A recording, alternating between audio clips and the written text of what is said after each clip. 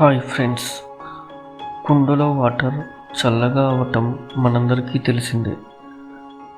ఈ కుండని ఆరుబయట ఉంచినప్పుడు ఇంకా తొందరగా చల్లగా అవుతాయి కదా.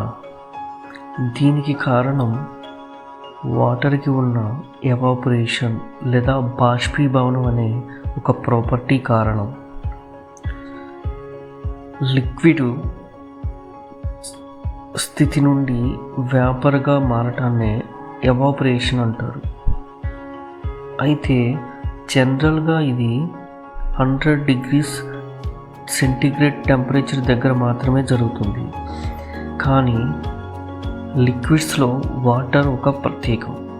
వాటర్ ఏ టెంపరేచర్ దగ్గరైనా కొంత వేపర్ని కలిగి ఉంటుంది. సో ఇలా ఉండటం వల్ల మట్టి కుండలో వాటర్ని ఉంచినప్పుడు దానికున్న సన్నని రంధ్రాల గుండా వేపర్ బయటికి వెళ్తుంది. వెంటనే వాటర్ నీటిలోని కొంత టెంపరేచర్ని తీసుకొని వేపర్ని తయారు చేసుకుంటుంది. ఈ వేపర్ మళ్ళీ సన్నని రంధ్రాల గుండా బయటికి పోతుంది. ఇలా ఈ ప్రాసెస్ జరుగుతూ వాటర్ టెంపరేచర్ తగ్గుతూ ఉంటుంది. కావున నీళ్లు చల్లబడతాయి.